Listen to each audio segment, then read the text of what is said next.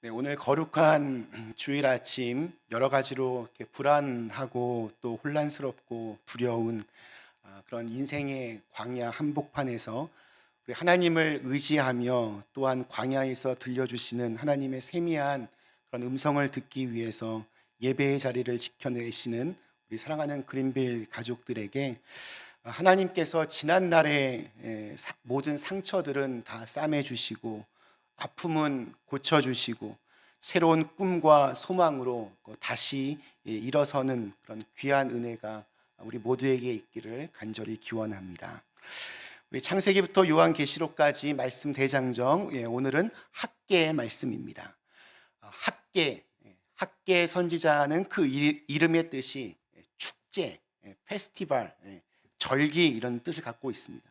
모두 두 장밖에 되지 않는 짧은 그러한 말씀입니다. 근데 이 학계는 간혹 목사님들이 많이 하시는 그러한 말씀들 중에 하나입니다. 주로 교회 건축을 시작할 때 목사님들이 애용하시는 그러한 말씀입니다. 왜냐하면 이 학계 선지자는 이스라엘 백성들이 잠시 이렇게 손을 놓고 있었던 성전 건축에 불을 지피며 다시 한번 성전 건축에 매진하도록 그렇게 이끌었던 선지자였기 때문입니다. 오늘 읽은 말씀을 보다 좀 잘 이해하기 위해서 이렇게 좀 배경 지식으로 알면 좋은 것이 시편 137편 말씀입니다. 제가 한번 읽어보겠습니다. 우리가 바벨론의 여러 강변 거기에 앉아서 시온을 기억하며 울었도다. 그 중에 버드나무에 우리가 우리의 수금을 걸었나니 이는 우리를 사로잡은 자가 거기서 우리에게 노래를 청하며 우리를 황폐하게 한 자가 기쁨을 청하고 자기를 위하여 시온의 노래 중 하나를 노래하라 함이로다. 우리가 이방 땅에서 어찌 여호와의 노래를 부를까? 굉장히 슬프고 이렇게 비장합니다. 유다 백성들은 바벨론에 의해서 멸망했습니다. 그리고 포로로 끌려갔습니다. 그들은 주로 이 강변에서 거주하며 일을 하였는데 시온, 즉 예루살렘을, 특히 예루살렘 성전을 생각하며 울었습니다. 그런데 포로로 끌려와서 이렇게 타향살이 하는 것도 너무 힘든데 바벨론 사람들이 야, 일로 와서 니네 나라 노래 한번 해봐 이렇게 조롱하며 그들에게 말했습니다. 망한 나라의 노래를 들으며 즐거워하는 것은 그것이 승자의 특권일지는 모르겠지만 망하고 멀리 타국으로 끌려온 백성들에게는 굉장히 수치스럽게 만드는 그러한 요청이었을 겁니다. 그래서 그들은 더 이상 수금을 연주하지 않기로 그렇게 결단하고 아예 그 악기를 버드나무 위에 다 걸어 놓았습니다. 바벨론으로 끌려와서 이렇게 종의 신분으로 살아보니까 예루살렘에서 살 때 자유롭게 성전에서 제사를 드렸던 것이 그것이 얼마나 큰 축복이었는지를 새삼 깨닫게 됩니다. 더 이상 성전에서 찬양할 수 없는 비극적인 그들의 현실 앞에 그들의 슬픔과 아픔, 후회도 더욱더 커져갔습니다. 그렇게 수십 년의 고통의 세월이 지나갔습니다. 하지만 하나님의 때가 차면서 잊혀진 민족에게 서광이 비추기 시작합니다. 바벨론을 이기고 새로운 패권 국가가 된 페르시아의 첫 번째 왕 고레스가 유다 백성들에게 고국으로 돌아가도 좋다라고 하는 조서를 내립니다. 그래서 그 다음에 스룹바벨의 지도 아래 약 50년 만에 약 5만 명의 사람들이 돌아오게 됩니다. 이걸 1차 포로 귀환이라고 부릅니다. 그때의 감격을 시편 126편 1절에서는 이렇게 표현을 합니다. 여호와께서 시온의 포로를 돌려보내실 때 우리는 꿈꾸는 것 같았도다. 정말 이렇게 꿈 같은 일이 이루어진 것이었습니다. 바벨론에서 돌아온 그들이 가장 먼저 한 것은 감격 속에 무너진 성전을 다시 세우는 일이었습니다. 성전의 그 기초 공사를 끝내고 얼마나 감동과 기쁨이 밀려왔던지 에스라서에서는 그 광경을 이렇게 기록하고 있습니다. 모든 백성이 여호와의 성전 기초가 놓임을 보고 여호와를 찬송하며 큰 소리로 즐거이 부르며 제사장들과 레위 사람들과 나이 많은 족장들은 첫 성전을 보았으므로 이제 이 성전의 기초가 놓임을 보고 대성통곡하였으나 여러 사람은 기쁨으로 크게 함성을 지르니 백성이 크게 외치는 소리가 멀리 들리므로 즐거이 부르는 소리와 통곡하는 소리를 백성들이 분간하지 못하였더라. 그러니까 재미있는 것은 과거에 그 솔로몬이 지었던 성전의 그 웅장함과 아름다움을 보고 알고 있었던 이렇게 나이 많은 사람들은 그때와 비교해 보니 너무나 작고 초라한 지금의 성전 때문에 울었다라고 합니다. 하나님에 대한 죄송한 마음도 있었을 것이고 또 지난 세월에 대한 서러움과 후회도 밀려왔을 것이고 이 정도밖에 더 짓지 못하는 자신들의 이런 초라한 현실이 굉장히 가슴 아팠을 것입니다. 그래서 대성 통곡을 하며 웁니다. 반면에 과거에 그 솔로몬의 성전을 보지 못했던 젊은 사람들은 다시 시작될 민족의 부흥과 또 옛 영광의 회복을 기대하면서 기쁨으로 그렇게 함성을 지르며 즐거워했습니다. 이제 모든 것이 다 잘 되는 것처럼 그렇게 보였습니다. 70년 포로의 기간은 그들의 눈을 하나님을 향해 들도록 했고 또 먼 이방 땅에서 울며 노래하던 그들은 새롭게 건축될 성전에서 이제 마음껏 찬양을 하며 예배드릴 기대감으로 충만했습니다. 자, 그런데 문제가 생겼습니다. 기초 공사만 이렇게 끝내놓고 더 이상 진도가 나가지를 못했습니다. 이 성전 건축 이게 참 마음대로 되지 않습니다. 여러 가지 힘든 상황들이 있었지만 특별히 영적인 공격과 방해가 참 심했습니다. 왜냐하면 성전을 짓는 일은 하나님의 일이었기 때문입니다. 오랜 기간 주변에서의 방해가 계속되면서 결국 성전 건축이 중단되었습니다. 그러면서 사람들은 기다리다 지치기 시작했고 이 성전 건축에 대한 열망도 간절함도 서서히 사라지기 시작했습니다.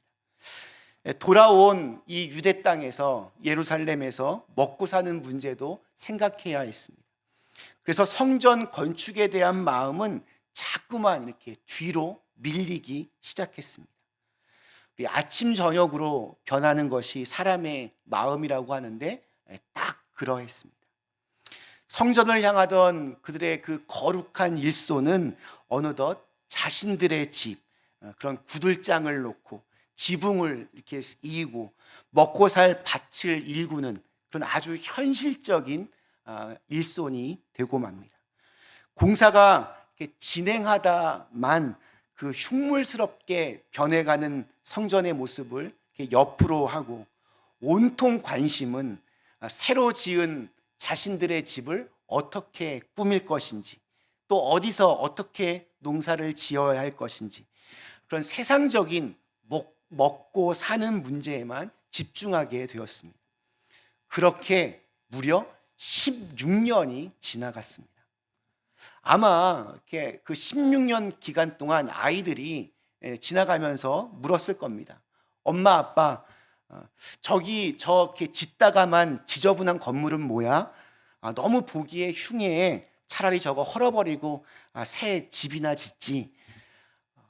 예루살렘에 도착한 후 아픈 마음으로 눈물을 흘리던 할아버지와 또 그렇게 춤추며 기뻐 즐거워하던 젊은 엄마 아빠들은 이 아이들의 질문에 뭐라고 대답을 했겠습니까?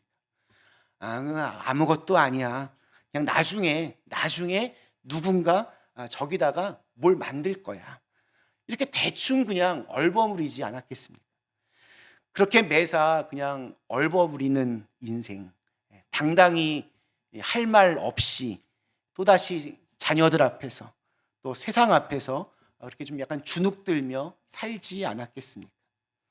결국 하나님께서는 이 학개 선지자를 보내시면서 어쩌면 잊고 싶었던 성전 건축에 대한 사명을 다시 한번 일깨우십니다.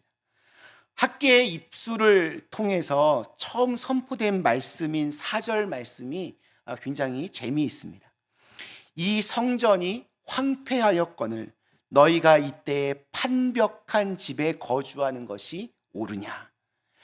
여기에 나오는 이 판벽한이라는 말은 지붕이 덮인 상태를 말하기도 하고 또 호화스러운 사치품으로 이렇게 치장하는 것을 뜻하기도 합니다. 다시 말하면 성전은 그냥 기초공사만 하고 끝났는데 그들의 집은 모든 것을 완전히 다 갖추었다는 말이고, 성전은 엉망인데 반해서 그들의 집은 아주 호화스럽고 사치스러운 것들로 가득 차 있었다는 그러한 말입니다. 유다 백성들은 자신들의 집은 정말 지극정성으로 치장하면서도 보기 흉할 정도로 방치되고 있던 성전은 아예 돌아보지를 않고 있었습니다. 자, 그런데 이런 질문이 하나 나올 수 있습니다. 자기의 집을 짓는데 어떻게 16년이나 집을 지을 수 있을까? 자기가 살 집을 짓는데 16년을 허비했다면 그러면 그들은 경제 생활은 또 어떻게 했을까? 그러니까 이 16년이라는 세월을 우리가 한번 염두에 두고 생각해 보면 그들은 집 짓는데 16년을 다 보낸 것이 아니었을 겁니다.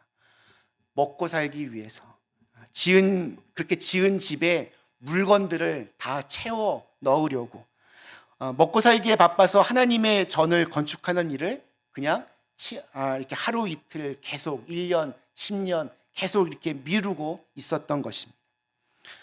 하나님은 급해서 얼른 돌아가서 너희들의 영적 생활을 위해서 성전 건축을 하라라고 하지만 이들은 아직은 때가 아닌 것 같습니다 하면서 이런저런 핑계로 자신들의 집을 짓고 집안에 살림살이들을 갖다 놓고 먹고 살고 부자 되기에 여념이 없었던 것입니다. 판벽한 집이다라고 표현하고 있지만 이건 건물로서의 집을 의미하는 것이 아닐 겁니다. 자신들의 삶의 모든 것을 집합적으로 말하고 있는 것입니다. 그들의 삶을 위해서 하나님의 일은 다 뒤로 이렇게 밀쳐둔 상태입니다. 하나님은 이제 선지자 학개를 통해서 그들에게 정곡을 찔러 말씀하십니다. 우리 5절과 7절 말씀이 굉장히 비슷합니다. 그러므로 이제 만군의 여호와가 이같이 말하노니 너희는 너희의 행위를 살필지니라. 만군의 여호와가 말하노니 너희는 자기의 행위를 살필지니라. 하나님이 정곡을 찌르셨습니다. 행위를 살필지니라. 사람의 모든 행동은 사실은 다 마음에서 나오는 것입니다. 그들의 그 마음이 우선순위를 지킬 생각과 의도가 없었다는 것입니다. 신앙생활의 어떤 성공과 실패는 우선순위를 정말 중요한 것을 먼저 행하느냐 그렇지 않느냐에 달려 있습니다. 우리가 하나님을 믿고 또 하나님을 섬기고 하나님의 백성이 되었다고 하는 것은 우리 마음 중심에 하나님을 가장 최우선으로 모신다는 그러한 의미입니다. 하나님이 내 인생의 주인이십니다. 내가 하고 싶은 일이 10가지, 100가지가 있어도 하나님께서 말씀하시는 것이 있다면 그 10가지, 100가지를 그 다음으로 밀쳐두고 하나님의 일을 먼저 하는 것이 하나님의 백성, 하나님의 자녀가 해야 될 일입니다. 오늘 우리가 예수님을 믿는 주님의 제자라고 한다면, 하나님의 자녀라고 한다면 우선순위 문제를 좀 더 철저하게 다루고 확실히 짚고 넘어가야 합니다. 여러 가지 핑곗거리가 있을 겁니다. 핑계 없는 무덤은 없습니다. 하지만 그 핑계거리 속에 감추어져 있는 나의 진짜 속마음, 진심을 하나님께서 다 감찰하시고 꿰뚫어 보고 계십니다. 무엇 때문에 그렇게 하고 있는지, 하나님은 우선순위를 지키지 않고 16년이나 자신들의 삶을 영위하느라 시간을 허비한 유다 백성들, 그들에게 하나님은 6절에서 이렇게 말씀하십니다. 너희가 많이 뿌릴지라도 수확이 적으며, 먹을지라도 배부르지 못하며, 마실지라도 흡족하지 못하며, 입어도 따뜻하지 못하며, 일꾼이 삭을 받아도 그것을 구멍 뚫어진 전대에 넣음이 되느니라. 굉장히 무서운 말씀입니다. 그러니까 임금을 받고 삭을 받고 돈을 열심히 지갑, 전대에 넣는데 그 전대에 구멍이 뻥 뚫려 있습니다. 16년 동안 그들은 이런저런 핑계를 대면서 아직은 때가 아니다 말하면서 열심히 돈을 모았습니다. 허리춤에 찬 전대에, 그 지갑에, 돈주머니에 돈을 열심히 넣었습니다. 그런데 돈이 모이지를 않습니다. 입어도 따뜻하지를 않습니다. 먹어도 배부르지 않습니다. 누워도 따뜻하지 않습니다. 절대로 돈이 모이지를 않습니다.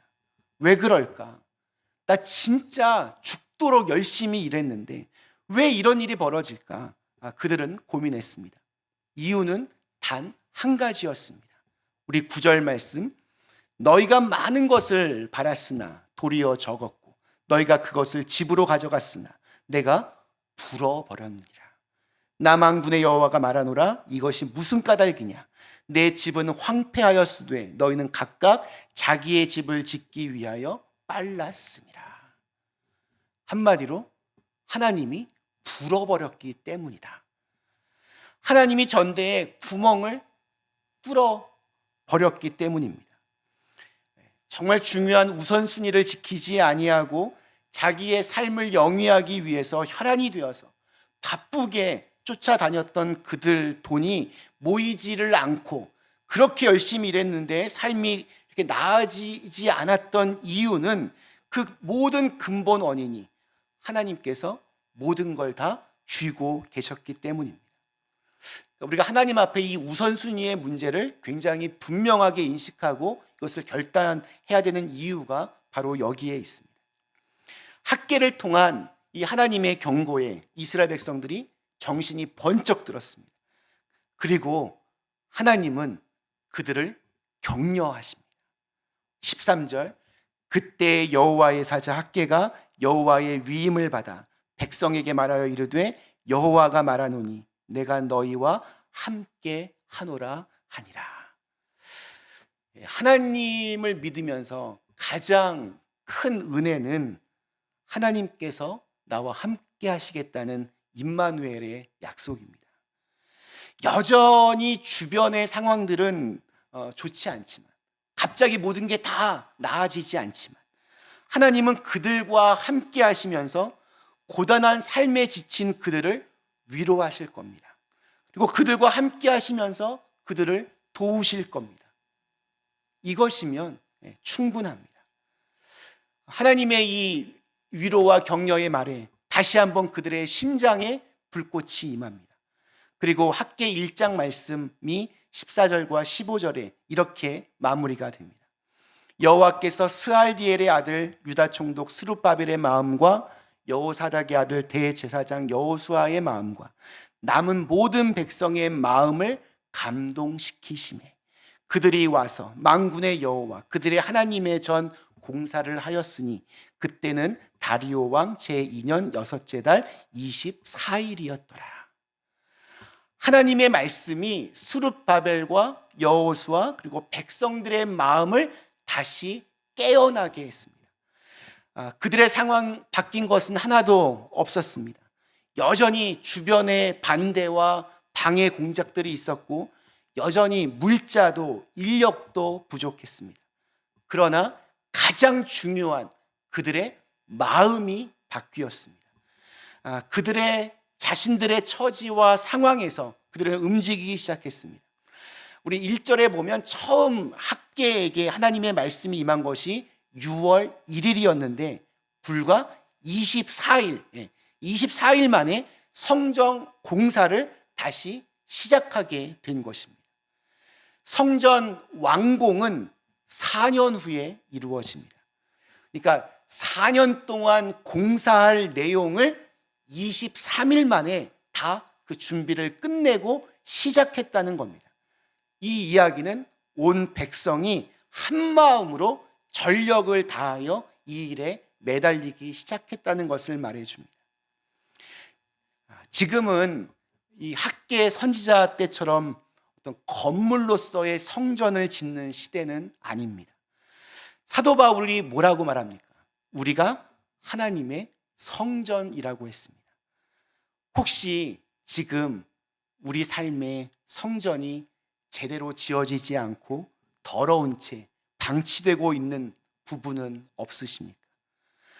하나님의 성전은 건축 자재를 얼마나 좋은 걸 쓰냐에 달려있지 않고 거룩함, 구별됨으로 되는 것이 훨씬 더 중요합니다. 말씀 마치겠습니다. 사랑하는 그림리 가족 여러분, 창세기부터 요한계시록까지 말씀 대장정, 오늘 우리 학개 말씀을 읽었습니다. 오늘 설교 제목이 올 한 해 우리 교회 건축을 시작합시다. 어쩌면 당황하신 분들도 계셨을지도 모르겠습니다. 저희 교회는 올해 건축 계획은 없습니다. 그러나 하나님의 또 하나의 거룩한 성전인 저와 여러분은 올 한 해 다시 한번 좀 새롭게 지어질 필요가 있을 것 같습니다. 바벨론 포로 시절 때 이스라엘 백성들은 간절했습니다. 성전을 사모하며 예배를 그리워했습니다. 우리들도 팬데믹 처음 시작되었을 때 우리 온라인으로만 예배를 드리면서 교회와 예배에 대한 간절함이 있었습니다. 우리 작년 8월에 우리 교회 학교를 오픈하고 또 우리 부분적인 또 개방을 시작하면서 우리 몰라보게 성장한 우리 아이들을 이렇게 보면서 너무나 기뻤습니다. 그런데 지금은 어떠십니까? 우리에게 그러한 간절함과 감사함이, 기쁨이 내 마음을 지배하고 있으십니까? 우리의 몸을 거룩한 산 제물로 드리며 우리의 마음이 하나님이 기뻐하실 거룩한 성전으로 지금 지어지고 계십니까? 아니면 여러 가지 핑계를 대면서 세상의 욕심과 걱정으로 내 몸과 마음이 거룩한 성전이 되기를 점점 포기하고 버려진 채로, 방치된 채로 그렇게 있는 것은 아닙니까? 올해 저와 여러분의 삶의 자리에서 거룩하고 아름다운 성전 건축이 다시 시작되기를 주님의 이름으로 축원합니다. 여전히 주변 상황들은 만만치 않지만 나를 하나님의 거룩한 성전으로 드립니다 결단하는 저와 여러분에게 하나님이 함께 하시겠다는 그런 임마누엘의 축복이 임하기를 주님의 이름으로 간절히 축원합니다. 우리 주신 말씀을 생각하시며 잠시 함께 기도하시겠습니다.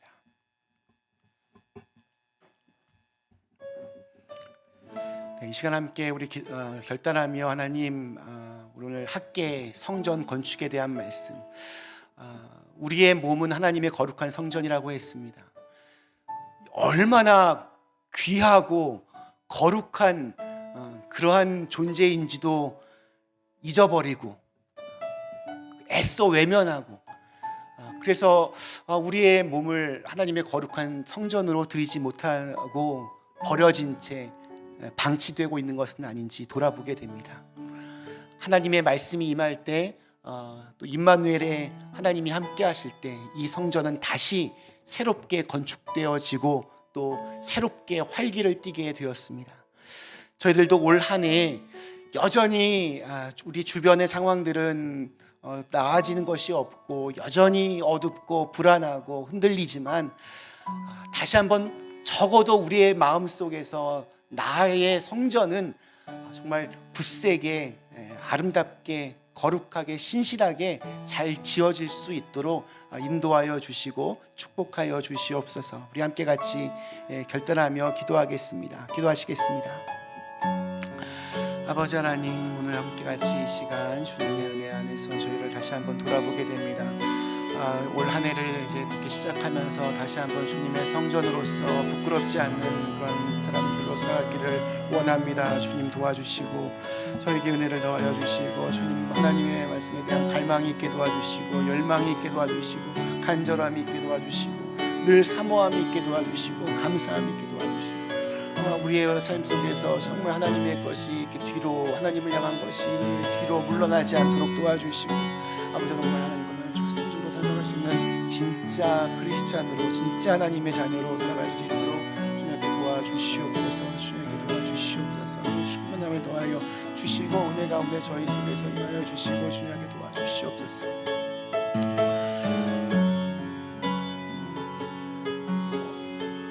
언제나 우리와 함께 하시는 하나님, 올 한 해를 시작하면서 여전히 우리 주변 상황은 참 쉽지 않습니다. 그러나 그런 것들이 우리의 핑계가 되지 않게 하시고 우리는 또 우리의 그 믿음을 가지고 굳세게 한 걸음 한 걸음 우리 믿음의 아름다운 거룩한 성전을 우리 삶 속에 짓는 일에 소홀하지 않도록 최선을 다할 수 있도록 도와주시옵소서. 그래서 그 시간들 속에서 언제나 함께 하시는 하나님의 손길도 경험하게 하시고 또 함께 서로 기도하며 지어가는 그런 큰 은혜와 사랑의 축복도 모두가 경험할 수 있게 하여 주시옵소서. 예수님의 이름으로 간절히 기도드리옵나이다. 아멘.